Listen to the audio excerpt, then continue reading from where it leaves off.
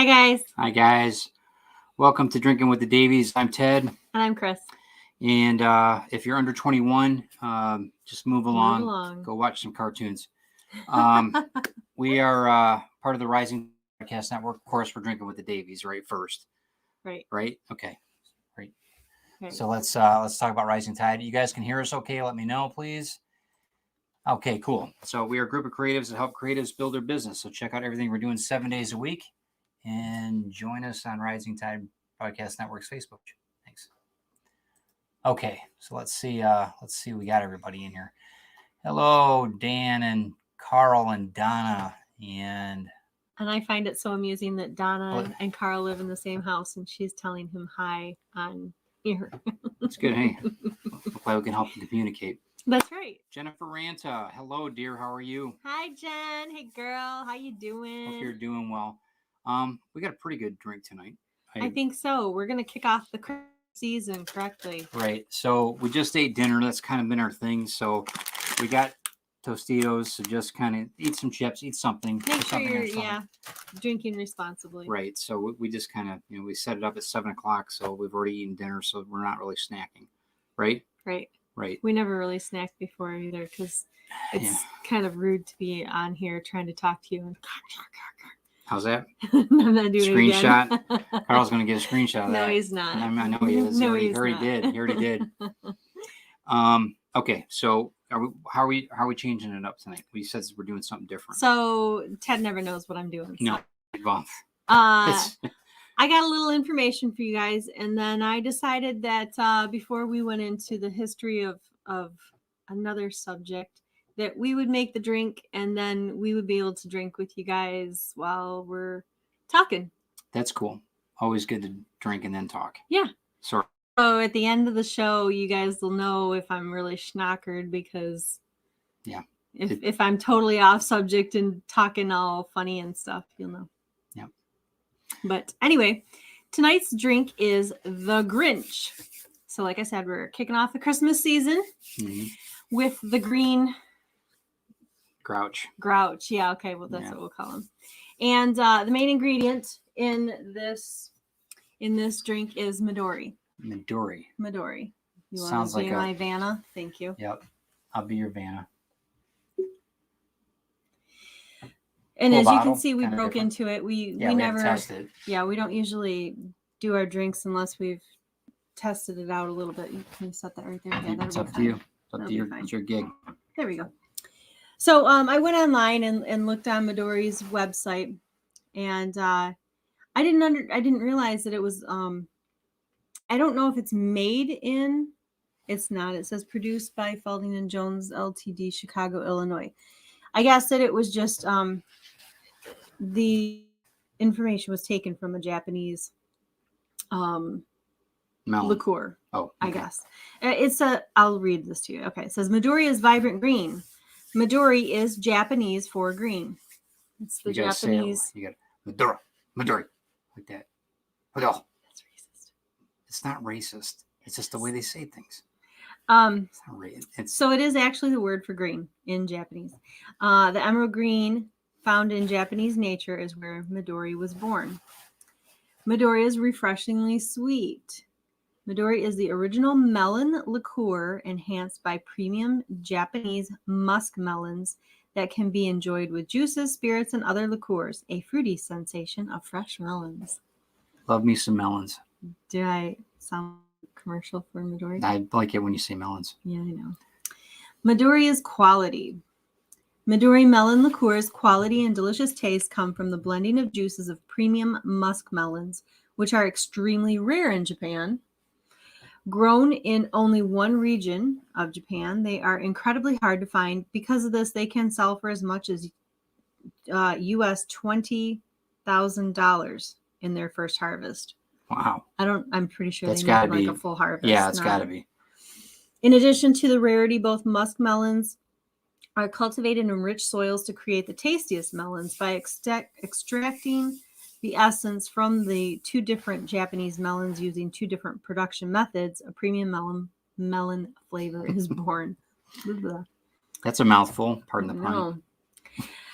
And then it says our history. Midori melon liqueur was inspired by a Japanese visionary, Shinjiro Tori. You don't say it right. Don't. Founder of Suntory had a lifetime dream to create a colorful Western liqueur. In 1964, Hermes melon liqueur is brought to the market in Japan. In 1971, IBA Cocktail Championship in Tokyo, U.S. delegates rave about Hermes melon liqueur. And then in 1978, due to strong interest from top U.S. bartenders, Midori melon liqueur is consumer tested and launched in New York City. Cool. The same year that it is released, Midori melon liqueur is the main ingredient highlighted in the Universe, a cocktail that wins first prize in the United States Bartenders Guild annual competition. Well, that's cool. So maybe one of these days we'll have to look up the Universe. It's a big place. Drink. Oh. And today, since its release, Midori melon liqueur continues to gain an outstanding reputation worldwide for its high quality and versatility. Cool. So let's. I got the picture too, if that'll help. What picture? The ingredients. I guess you can show it Is on that if okay? you want. Just for a second. Yeah. So the Midori liqueur, we're gonna do some clear rum, lemon lime soda, and a maraschino cherry for Did it the wrong way. for garnish. Right. Okay. Anyway, and this crazy guy, and I'm not sure what he's doing here. Okay, Back to us. Back to us. Yes. Okay, so I have already got our glasses set up here with some ice and the lemon lime soda. So you see it's actually quite a bit of lemon lime soda. Yep. 5 ounces. Into Fiona's favorites. Donna. Cherries. Oh, the cherries. Yep. Yeah. So the recipe calls for 1.5 ounces of the liqueur.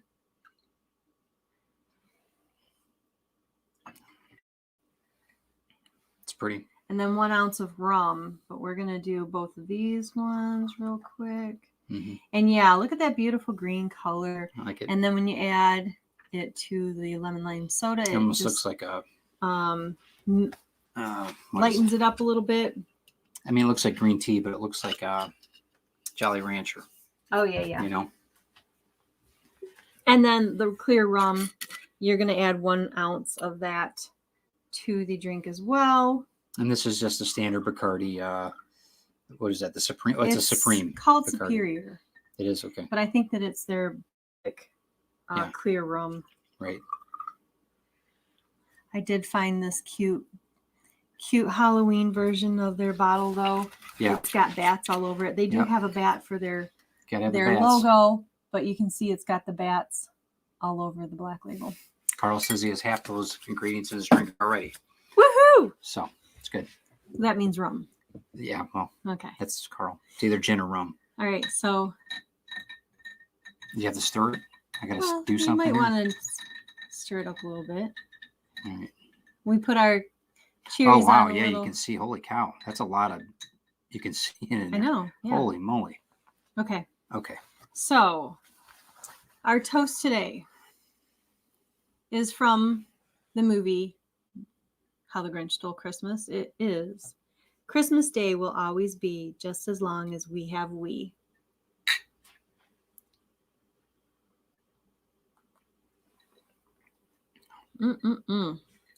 Boys, I like it. That's sweet. It is, but I think it's fun. Nothing like a couple melons drinks. Yeah. Okay, go for it. And what happened then? Well, in Whoville, they say that the Grinch's small heart grew 3 sizes that day. Who doesn't know that line, right? Mm-hmm. Right.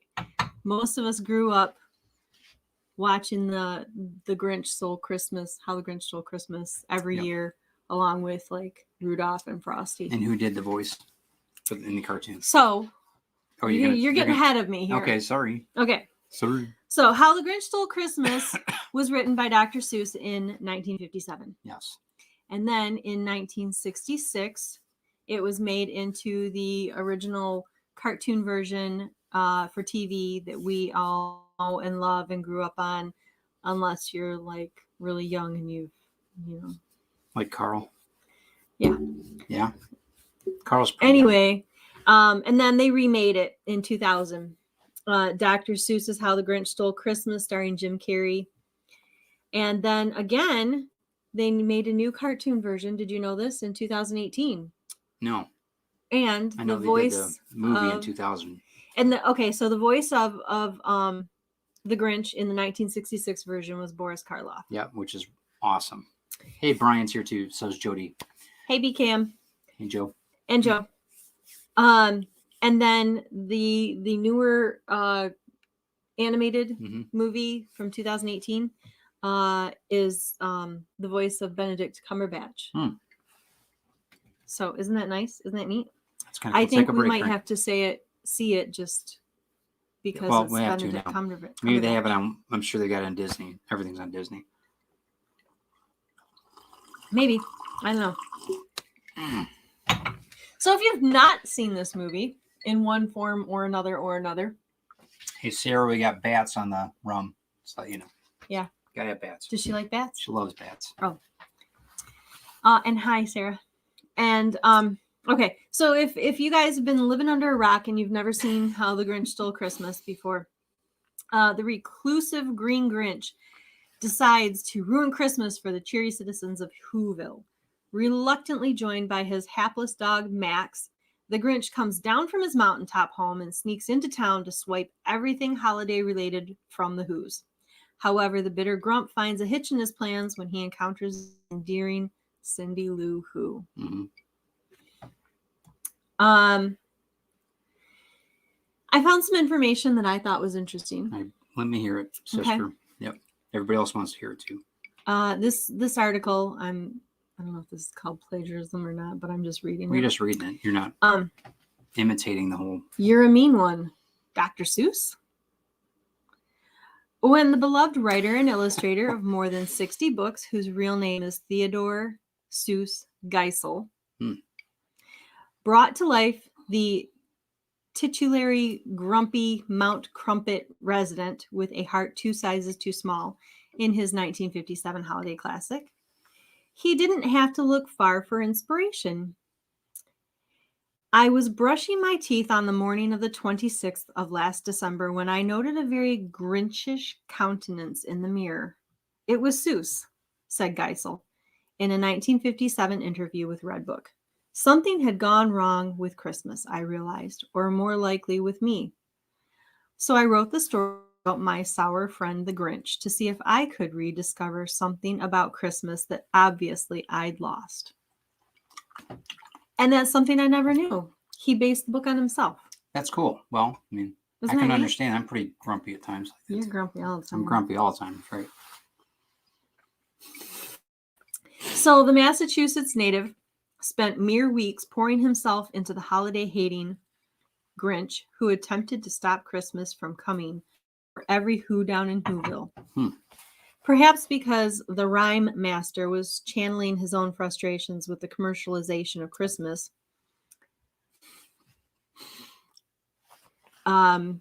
He has said, it was the easiest book of my career to write. That is, however, with one notable exception. He greatly struggled in coming up with How the Grinch Stole Christmas's conclusion. I got hung up on how to get the Grinch out of the mess. Geisel once explained of his writing process. I got into a situation where I sounded like a second-rate preacher or some Bible thumper. Finally, in desperation, without making any statement whatsoever, I showed the Grinch and the Whos together at the table and made a pun on the Grinch carving the roast beast. I had gone through thousands of religious choices, and then after 3 months, it came out like that. So, when all was said and done, if there had been any debate over whether or not his own identity was the driving force behind the Grinch's curmudgeonly ways, Geisel later removed doubt, cruising around his La Jolla, California neighborhood with vanity license plates that spelled out the word Grinch. He did include a much more subtle Easter egg within the story itself, however, and I found this very interesting. Why, for 53 years, I've put up with it now, the Grinch laments in the book of the Who's jubilant celebrations, filled, of course, with noise, noise, noise. When the book was written and published, the writer, not so coincidentally, happened to also be 53 years old himself. How ironic. Yeah. Geisel wasn't the only one to make the correlation either. As his stepdaughter, Lark, recalled during a 2003 speech in honor of the U.S. Postal Service unveiling a Dr. Seuss stamp. I always thought the Cat in the Hat was Ted on his good days, and the Grinch was Ted on his bad days. Who's Ted? The dog? Theodore. His name was Theodore Seuss. That's brilliant. Seuss Okay, Geisel. sorry. I'm a little... Okay. I know. I had to read it over. Brian said that Seuss shares a birthday with him. That's awesome. Isn't that cool? We'll have to send some Midorian rum so that we can make a Grinch on his birthday. With the coffee. I don't know can we do that over state lines? I don't know. Let's figure it out. Maybe we'll have to meet you at the state line, just hand it off to you. You don't say it right though. Midori. You gotta say it like that. Can you read it okay? Thurl Ravenscroft is who sang You're a Mean One, Mr. Grinch. Ah, that's right. And he was the voice of Tony the Tiger. Yeah. I'm going to have to look that person up and see what he looks like. I was actually really surprised, too. They did have a picture of Dr. Seuss in this article that I read, and I had never seen him before, I don't think. So it was kind of interesting to see what he looked like.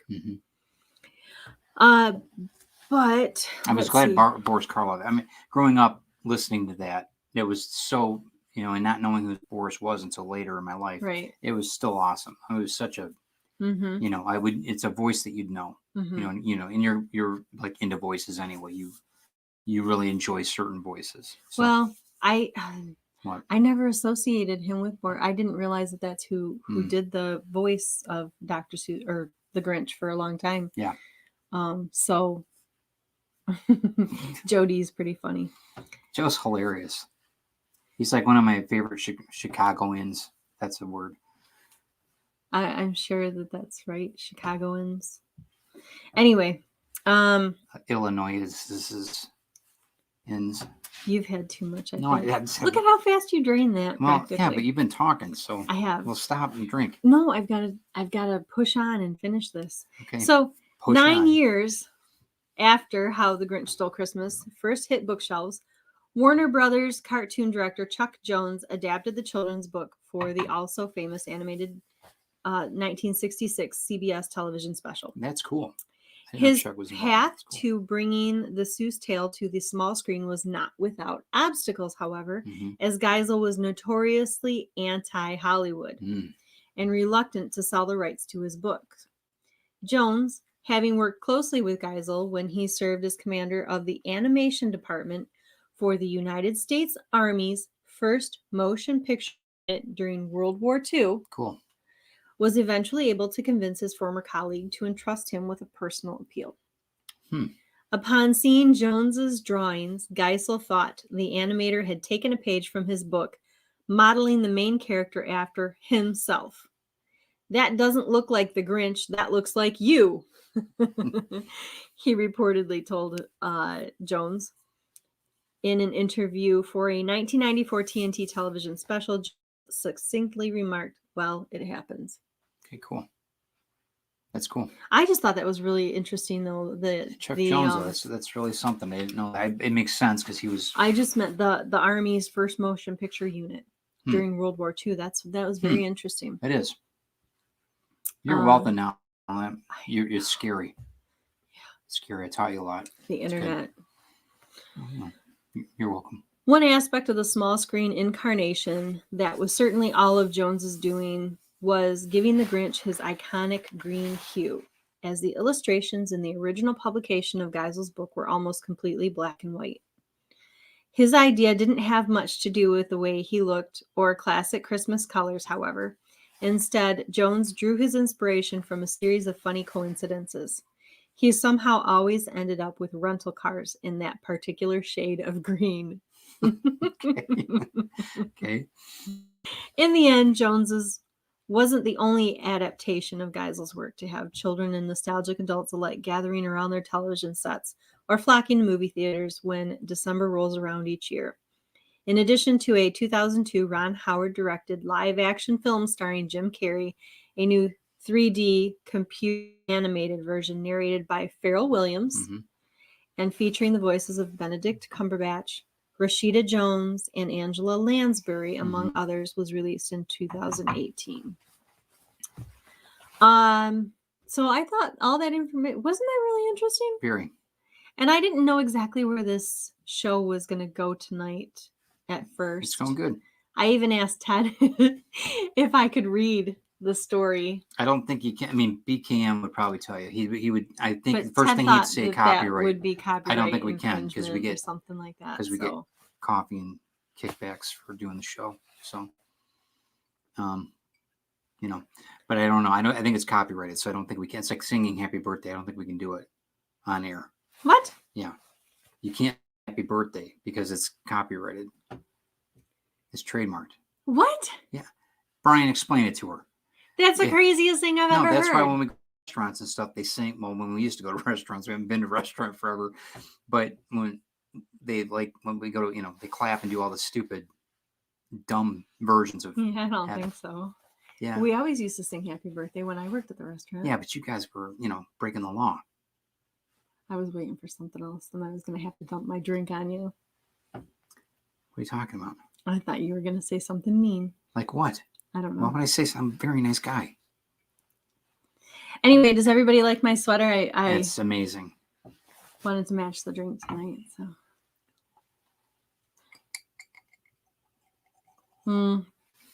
BKM said, yeah, it would probably be copyright infringement.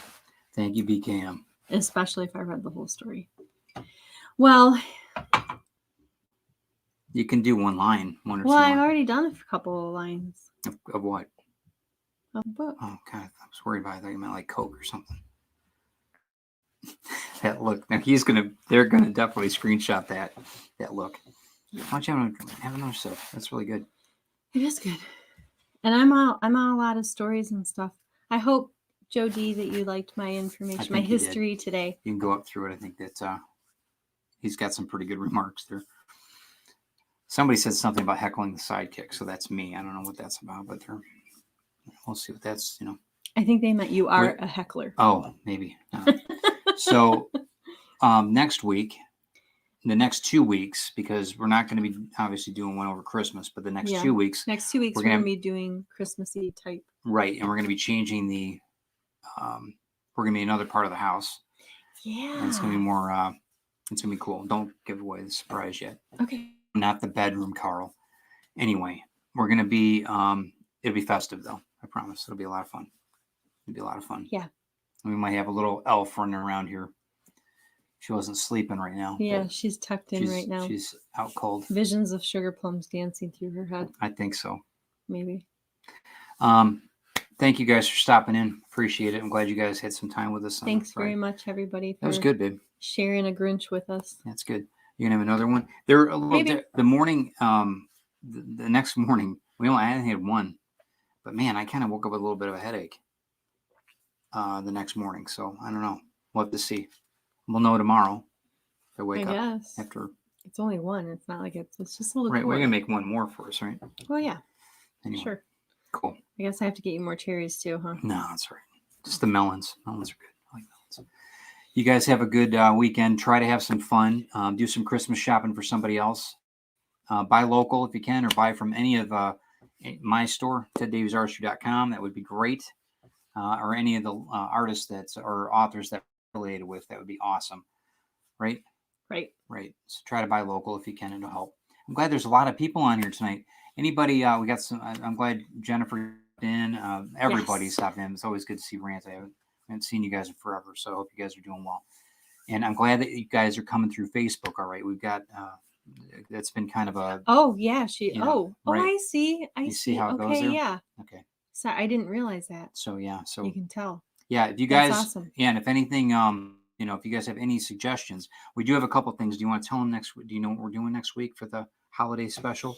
Next can week tell is them going kinda, to be a hot chocolate drink. right, An adult hot chocolate beverage. right. It's borderline decadent. It's just awesome. Can't wait. It's gonna be a lot of fun. I don't remember exactly. Because Then the next week after that is gonna be even better. the next week after, can you believe it? I've already got 2 weeks planned out ahead. I never have. No, you don't. Our whole marriage has been like that. If you get 2 weeks ahead, that's. I love you. I don't mean it in a bad way, but anybody knows you. It's like, wow, she planned. I know, right? I actually, it's so funny because What? I don't know. I'm dysfunctional that way or You're something. not. I can't. You married dysfunction. You are not dysfunctional at all. Whatever. At all. We've got the market like every Saturday, during what is it, June through October, pretty much. Yep. And I don't plan well enough for that each week. I'm, up until midnight the night before. Yeah, but you're working all day finishing too, everything and stuff. But then like things. If I knew we had more of the stuff you Thanksgiving. Was it Thanksgiving? No, we had Christmas. Ted's family over to our house for Christmas one year when we were living in Brighton. Mm-hmm. And I was working part-time, but the day that we were having everybody over, I had to work that morning, and I knew that I had to work that morning. No, I wasn't.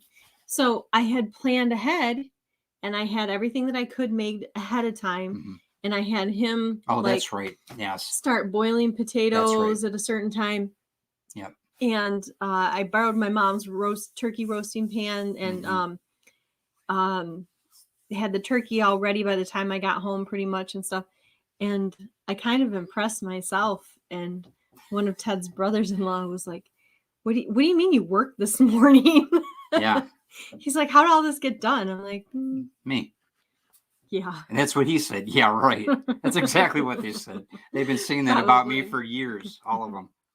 The classic line from my brothers and my sisters, like, we didn't have a choice. You chose him. Yep. We didn't have a choice. So yep, it is. That's how much they love me. So anyway. Well, thanks you guys for stopping by. Yep. Had a good time. Try enjoying one of those Grinches because they're awesome. Really, really good. I'm impressed. It's kind of we didn't really explain to them, but it's sugary. It's a little sour. Not. What do you think? Get a description. Description though. Yummy. Because you don't want somebody buying it and then how much was this, by the way? What did this retail for? Do you remember? I think it was $20. $20. Okay. And then the Bacardi's not too expensive. How much is that? About $10? 12. Okay. 13. So yeah, and that'll make probably several. That'll make several hangovers for you. So should be in good shape. So try to have a good weekend, guys. Be safe. Hey, Kristen, how you doing? See, we wait long enough, then that's right. All the stars show up. Kristen, how you doing?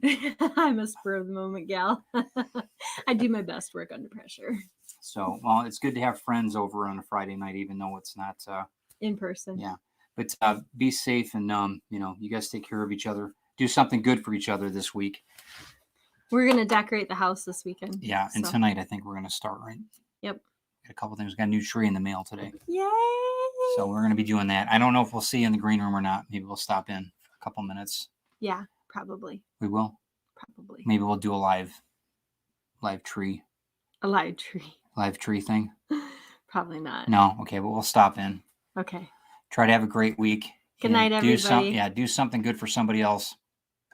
Like a local author, you buy a book from them or something at TedDaviesArtistry.com. Okay. Bye, guys. We'll see you. Bye.